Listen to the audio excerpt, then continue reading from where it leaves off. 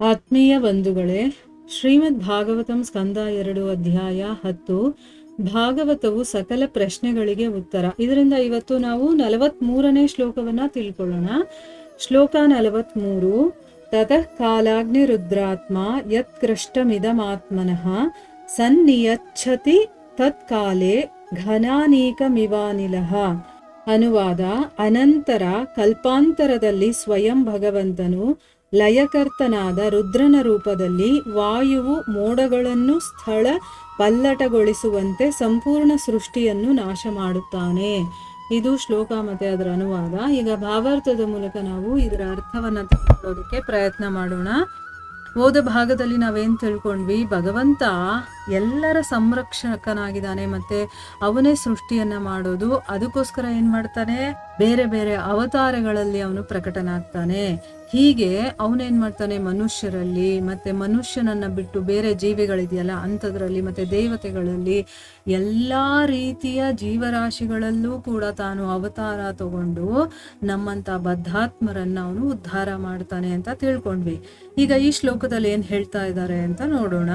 ಆಮೇಲೆ ಏನ್ ಮಾಡ್ತಾನೆ, ಕಲ್ಪಾಂತರದಲ್ಲಿ ಸ್ವಯಂ ಭಗವಂತನೇ ಲಯಕರ್ತನಾದಂತಹ ರುದ್ರನ ರೂಪದಲ್ಲಿ ಏನ್ ಮಾಡ್ತಾನೆ ಅಂದ್ರೆ, ಹೇಗೆ ಗಾಳಿ ಮೋಡಗಳನ್ನ ಒಂದು ಕಡೆಯಿಂದ ಇನ್ನೊಂದು ಕಡೆಗೆ ಅಂದ್ರೆ ಸ್ಥಳ ಪಲ್ಲಟ ಅಂದ್ರೆ ಏನರ್ಥ, ಜಾಗವನ್ನ ಬದಲಾಯಿಸುತ್ತೆ. ಈಗ ಗಾಳಿ ಹೊಡೆದಾಗ ಮೋಡ ಏನಾಗುತ್ತೆ, ಈ ಒಂದು ಕಡೆ ಇರೋ ಮೋಡ ಇನ್ನೊಂದು ಕಡೆಗೆ ಚಲಿಸುತ್ತಲ್ಲ, ಅದೇ ರೀತಿ ಸಂಪೂರ್ಣ ಸೃಷ್ಟಿಯನ್ನ ಭಗವಂತ ನಾಶ ಮಾಡ್ತಾನೆ. ಈಗ ಗೊತ್ತಾಗ್ತಾ ಇದೆ ಅಲ್ವಾ, ಭಗವಂತನೇ ಸೃಷ್ಟಿ ಮಾಡೋದು, ಭಗವಂತನೇ ನೋಡ್ಕೊಳ್ಳೋದು, ರಕ್ಷಣೆ ಮಾಡೋದು, ಮತ್ತೆ ಭಗವಂತನೇ ಅದನ್ನ ನಾಶ ಕೂಡ ಮಾಡೋದು. ಈಗ ಭಾವಾರ್ಥದಲ್ಲಿ ಗುರುಗಳು ಏನ್ ಹೇಳಿದ್ದಾರೆ ಅಂತ ನೋಡೋಣ. ಈ ಸೃಷ್ಟಿಯನ್ನು ಬಹು ಸಮಂಜಸವಾಗಿ ಮೋಡಗಳಿಗೆ ಹೋಲಿಸಲಾಗಿದೆ. ಮೋಡಗಳು ಆಕಾಶದಲ್ಲಿ ಸೃಷ್ಟಿಯಾಗುತ್ತವೆ ಅಥವಾ ಇರುತ್ತವೆ. ಅವನ್ನು ಸ್ಥಳಪಲ್ಲಟಗೊಳಿಸಿದಾಗ ಅವು ಅದೇ ಆಕಾಶದಲ್ಲಿ ಅವ್ಯಕ್ತವಾಗಿ ಇರುತ್ತವೆ. ಹಾಗೆಯೇ ಸಂಪೂರ್ಣ ಸೃಷ್ಟಿಯು ದೇವೋತ್ತಮ ಪುರುಷನಿಂದ ಅವನ ಬ್ರಹ್ಮನ ರೂಪದಲ್ಲಿ ನಿರ್ಮಿತವಾಗಿದೆ, ವಿಷ್ಣುವಿನ ರೂಪದಲ್ಲಿ ಅವನಿಂದ ಸಂರಕ್ಷಿತವಾಗಿದೆ, ಮತ್ತು ರುದ್ರ ಅಥವಾ ಶಿವನ ರೂಪದಲ್ಲಿ ಕಾಲಕ್ರಮದಲ್ಲಿ ಅದು ನಾಶವಾಗುತ್ತದೆ. ಈ ಸೃಷ್ಟಿ ಸ್ಥಿತಿ ಮತ್ತು ಲಯಗಳು ಭಗವದ್ಗೀತೆಯಲ್ಲಿ ಈ ಕೆಳಕಂಡಂತೆ ಬಹು ಸೊಗಸಾಗಿ ವಿವರಿಸಲ್ಪಟ್ಟಿವೆ. ನೋಡಿ, ಇಲ್ಲಿ ಈ ಸೃಷ್ಟಿಯನ್ನ ಮೋಡಗಳಿಗೆ ತುಂಬಾ ಚೆನ್ನಾಗಿ ಹೋಲಿಕೆ ಮಾಡಿ ಹೇಳಿದ್ದಾರೆ. ಮೋಡಗಳೆಲ್ಲ ಏನಾಗುತ್ತೆ, ಆಕಾಶದಲ್ಲಿ ಸೃಷ್ಟಿಯಾಗತ್ತೆ ಅಥವಾ ಇರುತ್ತೆ ಅಲ್ವಾ. ಆಮೇಲೆ ಅದನ್ನ ಒಂದು ಜಾಗದಿಂದ ಇನ್ನೊಂದು ಜಾಗಕ್ಕೆ ಸ್ಥಳ ಪಲ್ಲಟಗೊಳಿಸೋದು ಅಂತ ಹೇಳ್ತಾರೆ. ಅಂದ್ರೆ ಒಂದು ಕಡೆಯಿಂದ ಇನ್ನೊಂದು ಕಡೆಗೆ ಕಳಿಸೋದು. ಅವು ಅದೇ ಆಕಾಶದಲ್ಲಿ ಅವ್ಯಕ್ತವಾಗಿರುತ್ತೆ. ಈಗ ಈ ರೀತಿ ಒಂದು ಕಡೆಯಿಂದ ಇನ್ನೊಂದು ಕಡೆಗೆ ಮೋಡವನ್ನ ಸರಿಸಿದಾಗ ಏನಾಗುತ್ತದು, ಸ್ವಲ್ಪ ಲೈಟಾಗಿ ಆಮೇಲೆ ಕಾಣಿಸ್ದೇ ಇರೋ ತರ ಆಗ್ಬಿಡುತ್ತೆ. ಆದ್ರೆ ಅದು ಇರುತ್ತೆ, ಬಟ್ ನಮ್ಮ ಕಣ್ಣಿಗೆ ಅದು ಕಾಣಿಸೋದಿಲ್ಲ. ಆಗ ಏನಾಯ್ತು, ಅದು ಅಲ್ಲೇ ಇತ್ಕೊಂಡು ಅವ್ಯಕ್ತವಾಗಿರುತ್ತೆ. ಅದೇ ರೀತಿ ಸಂಪೂರ್ಣ ಸೃಷ್ಟಿ ಆ ಭಗವಂತನಿಂದ ಅವನ ಬ್ರಹ್ಮನ ರೂಪದಲ್ಲಿ ಎಲ್ಲವೂ ಸೃಷ್ಟಿಯಾಗುತ್ತೆ, ವಿಷ್ಣುವಿನ ರೂಪದಲ್ಲಿ ಅವನಿಂದ ಸಂರಕ್ಷಿತವಾಗುತ್ತೆ, ಮತ್ತೆ ರುದ್ರ ಅಂತಂದ್ರೆ ಏನು, ಶಿವನ ರೂಪದಲ್ಲಿ ಅದು ಕಾಲಕ್ರಮೇಣ ನಾಶವಾಗುತ್ತೆ. ಈ ಸೃಷ್ಟಿ ಸ್ಥಿತಿ ಲಯ ಇದೆಯಲ್ಲ, ಇದರ ಬಗ್ಗೆ ಭಗವದ್ಗೀತೆಯಲ್ಲಿ 8ನೇ ಅಧ್ಯಾಯ 19 ಮತ್ತೆ 20ನೇ ಶ್ಲೋಕದಲ್ಲಿ ಭಗವಂತ ವಿವರಣೆ ಮಾಡಿ ಹೇಳಿದ್ದಾನೆ. ಅದು ಯಾವ ಶ್ಲೋಕ ಅನ್ನೋದನ್ನ ಈಗ ತಿಳ್ಕೊಳ್ಳೋಣ. 19ನೇ ಶ್ಲೋಕ. ಭೂತಗ್ರಾಮಸ್ ಏವಾಯಂ ಭೂತ್ವಾ ಭೂತ್ವಾ ಪ್ರಲೀಯತೆ ರಾತ್ರ್ಯಾಗಮೇ ವಶಃ ಪಾರ್ಥ ಪ್ರಭವತ್ಯ ಹರಾಗಮೆ. ಅಂದ್ರೆ ಏನು, ಮತ್ತೆ ಮತ್ತೆ ಬ್ರಹ್ಮನಿಗೆ ಹಗಲಾದಾಗ ಈ ಎಲ್ಲಾ ಜೀವಿಗಳು ಮತ್ತೆ ಹುಟ್ಟುತ್ತಾರೆ, ಮತ್ತೆ ಬ್ರಹ್ಮನಿಗೆ ರಾತ್ರಿ ಆದಾಗ ಅವೆಲ್ಲ ನಿಸ್ಸಹಾಯಕವಾಗಿ ನಾಶ ಆಗೋಗ್ಬಿಡ್ತಾರೆ. ಆಮೇಲೆ 20ನೇ ಶ್ಲೋಕ ಏನು, ಪರಸ್ತಸ್ಮಾತ್ತು ಭಾವೋನ್ಯಃ ವ್ಯಕ್ತೋ ವ್ಯಕ್ತಾತ್ ಸನಾತನಃ ಯಸ್ಸ ಸರ್ವೇಷು ಭೂತೇಷು ನಶ್ಯತ್ಸು ನ ವಿನಶ್ಯತಿ. ಅಂದ್ರೆ ಏನು, ಇನ್ನೊಂದು ಅವ್ಯಕ್ತವಾದಂಥ ಪ್ರಕೃತಿ ಇದೆ, ಅದು ನಿತ್ಯವಾಗಿರುವಂಥದ್ದು, ಮತ್ತೆ ಈ ವ್ಯಕ್ತ ಮತ್ತೆ ಅವ್ಯಕ್ತ ಜಡು ವಸ್ತುವನ್ನ ಮೀರಿರುವಂಥದ್ದು, ಅದು ಪರಮೋನ್ನತವಾದದ್ದು, ಮತ್ತೆ ಎಂದೂ ನಾಶ ಆಗೋದಿಲ್ಲ. ಈ ಜಗತ್ತಿನಲ್ಲಿರುವಂಥ ಎಲ್ಲವೂ ಕೂಡ ನಾಶವಾದಾಗ ಆ ಭಾಗ ಹೇಗಿದೆಯೋ ಹಾಗೆ ಇರುತ್ತೆ ಅಂತಂದ್ಬಿಟ್ಟು ಆ ಶ್ಲೋಕದಲ್ಲಿ ಅರ್ಥವನ್ನ ಹೇಳಿದ್ದಾರೆ. ಅಂದ್ರೆ ಭಗವಂತ ಭಗವದ್ಗೀತೆಯಲ್ಲಿ ಎಲ್ಲವನ್ನೂ ಕೂಡ ಸ್ಪಷ್ಟಪಡಿಸ್ಬಿಟ್ಟಿದ್ದಾನೆ. ನಾವು ಅದನ್ನ ಚೆನ್ನಾಗಿ ಓದಿ ಅರ್ಥ ಮಾಡ್ಕೊಳ್ಳೋದಕ್ಕೆ ಪ್ರಯತ್ನ ಮಾಡಬೇಕು. ಭೌತಿಕ ಪ್ರಕೃತಿಯ ಸ್ವರೂಪವೆಂದರೆ ಅದು ಮೊದಲು ಬಹು ಸೊಗಸಾಗಿ ಸೃಷ್ಟಿಯಾಗುತ್ತದೆ, ನಂತರ ಬಹು ಸೊಗಸಾಗಿ ಬೆಳೆಯುತ್ತದೆ ಮತ್ತು ಅನೇಕ ವರ್ಷಗಳ ಕಾಲ ಇರುತ್ತದೆ. ಆದರೆ ಅದಾದ ನಂತರ ಯಾವ ಪ್ರತಿರೋಧವಿಲ್ಲದೆ ಬ್ರಹ್ಮನ ರಾತ್ರಿಯಲ್ಲಿ ಅದು ಮತ್ತೆ ನಾಶವಾಗುತ್ತದೆ. ಬ್ರಹ್ಮನ ರಾತ್ರಿಯ ಅಂತ್ಯದಲ್ಲಿ ಸ್ಥಿತಿ ಮತ್ತು ಲಯಗಳ ಅದೇ ತತ್ವಗಳನ್ನು ಅನುಸರಿಸಲು ಅದು ಪುನಃ ಸೃಷ್ಟಿಯಂತೆ ವ್ಯಕ್ತವಾಗುತ್ತದೆ. ಅಂದ್ರೆ ಈ ಭೌತಿಕ ಪ್ರಕೃತಿಯ ಸ್ವರೂಪ ಹೇಗಿರುತ್ತೆ ಅಂತ ತಿಳಿಸ್ತಾ ಇದ್ದಾರೆ. ಮೊದಲು ಏನಾಗುತ್ತೆ, ಈ ಭೌತಿಕ ಪ್ರಕೃತಿ ಸೃಷ್ಟಿಯಾಗುತ್ತೆ, ಆಮೇಲೆ ಚೆನ್ನಾಗಿ ಬೆಳೆಯುತ್ತೆ, ಆಮೇಲೆ ಕೆಲವೊಂದು ವರ್ಷಗಳ ಕಾಲ ಅದಿರುತ್ತೆ, ಆಮೇಲೆ ಯಾವ ಪ್ರತಿರೋಧನೂ ಇಲ್ಲದೆ, ಅಂದ್ರೆ ಅದನ್ನ ಯಾರು ತಡೆಯೋದಕ್ಕೂ ಸಾಧ್ಯ ಇಲ್ಲ. ಆ ರೀತಿ ಅದು ಬ್ರಹ್ಮನ ರಾತ್ರಿ ಯಾವಾಗ ಆಗುತ್ತೋ ಅದೆಲ್ಲವೂ ಕೂಡ ಲಯವಾಗುತ್ತೆ, ನಾಶ ಆಗುತ್ತೆ. ಬ್ರಹ್ಮನಿಗೆ ಹಗಲಾದಾಗ ಈ ಪ್ರಕೃತಿ ಸೃಷ್ಟಿಯಾಗುತ್ತೆ, ಬ್ರಹ್ಮನಿಗೆ ರಾತ್ರಿ ಆದಾಗ ಇದು ನಾಶ ಆಗುತ್ತೆ. ಮತ್ತೆ ಅದೇನಾಗುತ್ತೆ, ಬ್ರಹ್ಮನ ರಾತ್ರಿ ಕಂಪ್ಲೀಟ್ ಆದ್ಮೇಲೆ ಸ್ಥಿತಿ ಮತ್ತೆ ಲಯ ಅದೆರಡೂ ತತ್ವಗಳನ್ನು ಅನುಸರಿಸೋದಕ್ಕೆ ಅದು ಮತ್ತೆ ಸೃಷ್ಟಿಯಾಗಿ ವ್ಯಕ್ತವಾಗುತ್ತೆ ಅನ್ನೋದನ್ನ ಇಲ್ಲಿ ಹೇಳ್ತಾ ಇದ್ದಾರೆ. ಈ ಅನಿತ್ಯ ಜಗತ್ತನ್ನ ನಿತ್ಯ ನೆಲೆ ಎಂದು ತಿಳಿದ ಮೂರ್ಖ ಬದ್ಧಾತ್ಮನು ಸೃಷ್ಟಿ ಮತ್ತು ಲಯಗಳು ಏಕೆ ಆಗುತ್ತವೆ ಎಂದು ಬುದ್ಧಿವಂತಿಕೆಯಿಂದ ಕಲಿತುಕೊಳ್ಳಬೇಕು. ಪರಮ ಪ್ರಭುವಿನ ಭೌತಿಕ ಪ್ರತಿನಿಧಿಯಿಂದ ಲಭ್ಯವಾದ ಶಕ್ತಿ ಮತ್ತು ಸಾಧನಗಳನ್ನು ಬಳಸಿ ಭೌತಿಕ ಜಗತ್ತಿನಲ್ಲಿ ಭಾರಿ ಉದ್ಯಮಗಳು, ದೊಡ್ಡ ಮನೆಗಳು, ದೊಡ್ಡ ಚಕ್ರಾಧಿಪತ್ಯಗಳು, ದೊಡ್ಡ ಕೈಗಾರಿಕೆಗಳು ಮತ್ತು ಅನೇಕ ದೊಡ್ಡ ದೊಡ್ಡ ವಸ್ತುಗಳನ್ನು ನಿರ್ಮಿಸಲು ಕಾಮ್ಯಕರ್ಮಿಗಳು ಬಹು ಉತ್ಸಾಹಶಾಲಿಗಳಾಗಿರುತ್ತಾರೆ. ಅಂತಹ ಸಂಪನ್ಮೂಲಗಳಿಂದ ಮತ್ತು ಮೌಲ್ಯಯುತ ಶಕ್ತಿಯ ವ್ಯಯದಿಂದ ಬದ್ಧಾತ್ಮನು ಸೃಷ್ಟಿಸುತ್ತಾನೆ, ತನ್ನ ವಿಚಿತ್ರ ಆಸೆಗಳನ್ನು ತೃಪ್ತಿಪಡಿಸಿಕೊಳ್ಳುತ್ತಾನೆ. ಆದರೆ ಇಚ್ಛೆ ಇಲ್ಲದೆ ತನ್ನ ಎಲ್ಲಾ ಸೃಷ್ಟಿಗಳನ್ನು ತೊರೆಯಬೇಕಾಗುತ್ತದೆ. ಮತ್ತೆ ಮತ್ತೆ ಸೃಷ್ಟಿಸಲು ಜೀವನದ ಇನ್ನೊಂದು ಅವಸ್ಥೆಯನ್ನು ಪ್ರವೇಶಿಸಬೇಕಾಗುತ್ತದೆ. ಏನು ಅಂತಂದ್ರೆ, ಈಗ ನಮ್ಮಂತ ಬದ್ಧಾತ್ಮರು ಅಥವಾ ಯಾರಿಗೆ ಬುದ್ಧಿ ಇಲ್ವೋ ಮೂರ್ಖರು ಅಂತ ಹೇಳ್ತಾರಲ್ವಾ, ಅಂಥವರು ಈ ಅನಿತ್ಯ ಜಗತ್ತನ್ನ ನಿಜವಾಗ್ಲೂ ಇರುವಂಥದ್ದು ಸದಾಕಾಲ ಇರುತ್ತೆ ಅಂತ ನಾವು ಅರ್ಥ ಮಾಡ್ಕೊಂಡಿದೀವಿ. ಅದಕ್ಕೆ ಏನಾಗುತ್ತೆ, ಮತ್ತೆ ಮತ್ತೆ ನಾವು ಹುಡ್ತಾ ಇರ್ತೀವಿ, ಮತ್ತೆ ಸಾಯ್ತಾ ಇರ್ತೀವಿ. ಆದ್ರೆ ಈ ಸೃಷ್ಟಿ ಮತ್ತೆ ಲಯ ಯಾಕಾಗುತ್ತೆ ಅನ್ನೋದ್ರ ಬಗ್ಗೆ ನಾವು ಸ್ವಲ್ಪ ಯೋಚನೆ ಮಾಡಬೇಕು. ಯಾಕಪ್ಪ ಈ ಸೃಷ್ಟಿ ಆಗುತ್ತೆ, ಯಾಕಿದು ಲಯ ಆಗುತ್ತೆ ಅನ್ನೋದ್ರ ಬಗ್ಗೆ ನಾವು ವಿಷಯಗಳನ್ನ ತಿಳ್ಕೊಳ್ಳೋದಕ್ಕೆ ಪ್ರಯತ್ನ ಮಾಡಬೇಕು. ಆಗ ಭಗವಂತನ ಭೌತಿಕ ಪ್ರತಿನಿಧಿಯಿಂದ ಅಂದ್ರೆ ಏನು, ಭಗವಂತ ತಾನೇ ಎಲ್ಲವನ್ನ ಮಾಡಲ್ಲ, ತನ್ನ ಪ್ರತಿನಿಧಿಗಳನ್ನ ನೇಮಿಸಿರ್ತಾನೆ. ಅವರಿಂದ ನಮಗೆ ಶಕ್ತಿಗಳು ಬರುತ್ತೆ, ಅವರನ್ನ ನಾವು ತೃಪ್ತಿ ಪಡಿಸಿದಾಗ ಅವರು ನಮಗೆ ಅದನ್ನೆಲ್ಲ ಕೊಡ್ತಾ ಹೋಗ್ತಾರೆ. ಈ ರೀತಿ ಭೌತಿಕ ಪ್ರತಿನಿಧಿಯಿಂದ ನಮಗೆ ಏನ್ ಸಿಕ್ಕಿರುತ್ತೋ ಆ ಶಕ್ತಿಗಳನ್ನ ಮತ್ತೆ ಸಾಧನೆಗಳನ್ನ ಬಳಸ್ಕೊಂಡು ಈ ಒಂದು ಭೌತಿಕ ಜಗತ್ತಲ್ಲಿ ನಾವು ಎಲ್ಲವನ್ನ ತಯಾರು ಮಾಡ್ತಾ ಇದ್ದೀವಿ. ಈಗ ಮನುಷ್ಯರು ಏನೇನೆಲ್ಲ ಸೃಷ್ಟಿ ಮಾಡಿದ್ದಾರೆ, ಕೈಗಾರಿಕೆಗಳು, ದೊಡ್ಡ ದೊಡ್ಡ ಮನೆಗಳು, ಆಮೇಲೆ ಚಕ್ರಾಧಿಪತ್ಯಗಳು, ಕಾರ್ಖಾನೆಗಳು, ಈ ರೀತಿ ದೊಡ್ಡ ದೊಡ್ಡದಾದಂತಹ ಮಹಲುಗಳನ್ನ, ಕಾರ್ಖಾನೆಗಳನ್ನ ಇದನ್ನೆಲ್ಲ ನಿರ್ಮಿಸಿರೋದು ಯಾವುದರ ಕಾರಣದಿಂದ? ಆ ಪ್ರತಿನಿಧಿಗಳಿಂದ ನಮಗೆ ಸಿಕ್ಕಿರುವಂತಹ ಶಕ್ತಿಯಿಂದ ಮತ್ತೆ ವಸ್ತುಗಳಿಂದ ಇದನ್ನೆಲ್ಲ ಮಾಡಿದೀವಲ್ವಾ.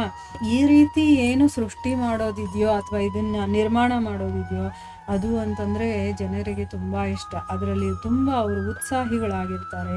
ಅಂತಹ ಸಂಪನ್ಮೂಲಗಳಿಂದ ಮತ್ತೆ ಮೌಲ್ಯಯುತ ಶಕ್ತಿ ಅಂತಂದ್ರೆ ಏನು, ನಮ್ಮಲ್ಲಿರುವಂತಹ ಎನರ್ಜಿಯನ್ನು ನಾವು ಈ ರೀತಿ ನಮಗೆ ಬೇಕಾಗಿರುವಂತಹ, ನಾವು ಇಷ್ಟಪಟ್ಟಿರುವಂತಹ ಎಲ್ಲದರನ್ನು ಕೂಡ ಸೃಷ್ಟಿ ಮಾಡೋದಕ್ಕೋಸ್ಕರ ಅದನ್ನ ಖರ್ಚು ಮಾಡ್ತಾ ಇರ್ತೀವಿ. ಅಂದ್ರೆ ನಮಗಿರುವಂತ ವಿಚಿತ್ರ ಆಸೆಗಳಿದೆಯಲ್ಲ ಅದನ್ನೆಲ್ಲ ಪೂರೈಸ್ಕೊಳ್ಳೋದಕ್ಕೆ ಈ ಒಂದು ಶಕ್ತಿಯನ್ನ ನಾವು ಯೂಸ್ ಮಾಡ್ತೀವಿ. ಆದ್ರೆ ನನಗಿಷ್ಟ ಇಲ್ಲದೆ ಇದ್ರು ಒಂದಲ್ಲ ಒಂದು ಸರಿ ನಾನು ಇದನ್ನೆಲ್ಲ ಬಿಟ್ಟು ಹೋಗ್ಲೇಬೇಕಾಗುತ್ತೆ.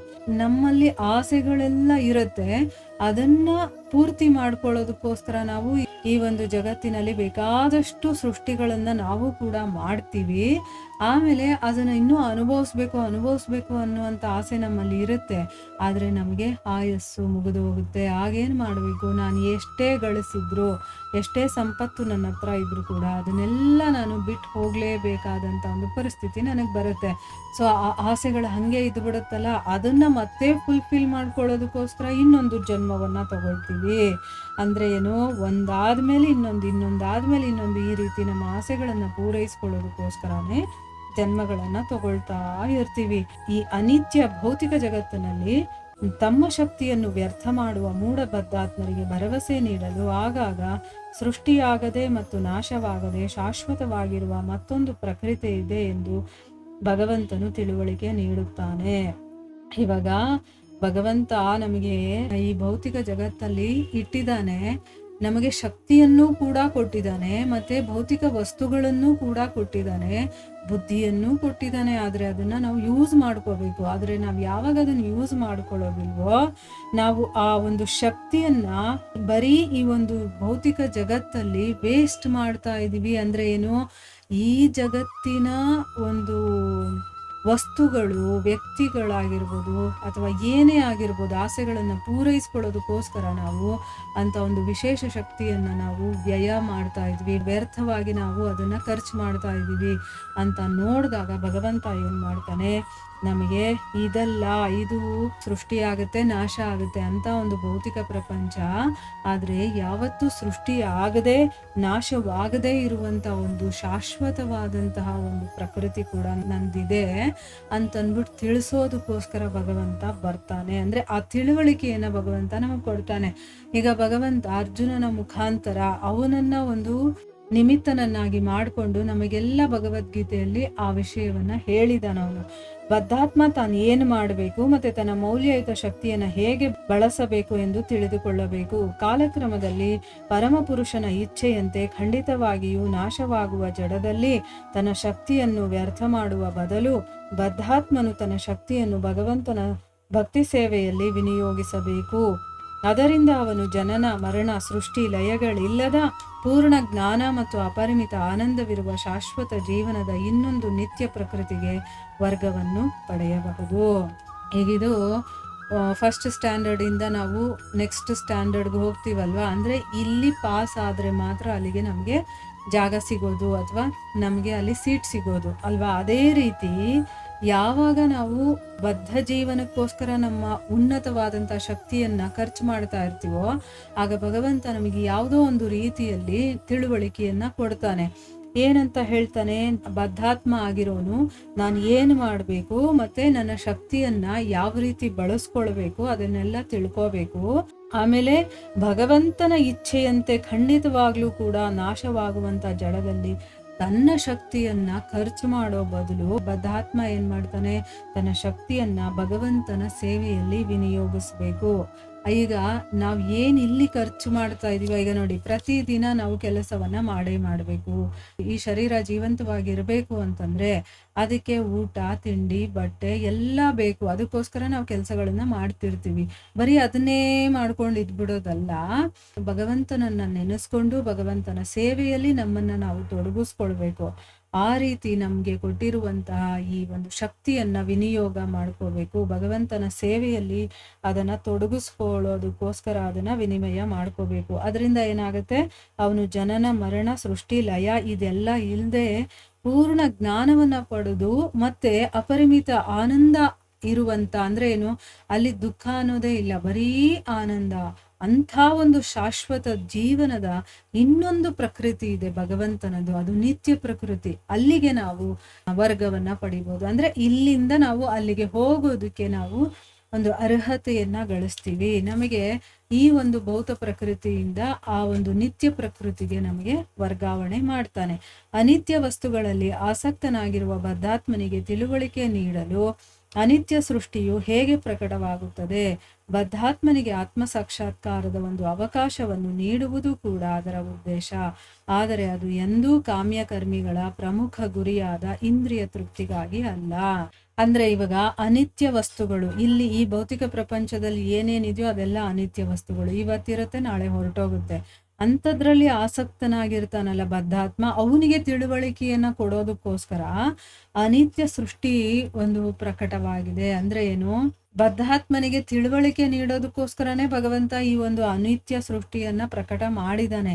ಬದ್ಧಾತ್ಮನಿಗೆ ಆತ್ಮ ಸಾಕ್ಷಾತ್ಕಾರವನ್ನ ಕೊಡೋದಕ್ಕೋಸ್ಕರ ಒಂದು ಅವಕಾಶ. ಅಂದ್ರೆ ಈಗ ನಾವು ಹಿಂದಿನ ಒಂದು ಶ್ಲೋಕಗಳಲ್ಲಿ ಜೈಲಿಗೆ ಹೋಲಿಸಿ ಹೇಳಿದ್ದಾರೆ ನೋಡಿ.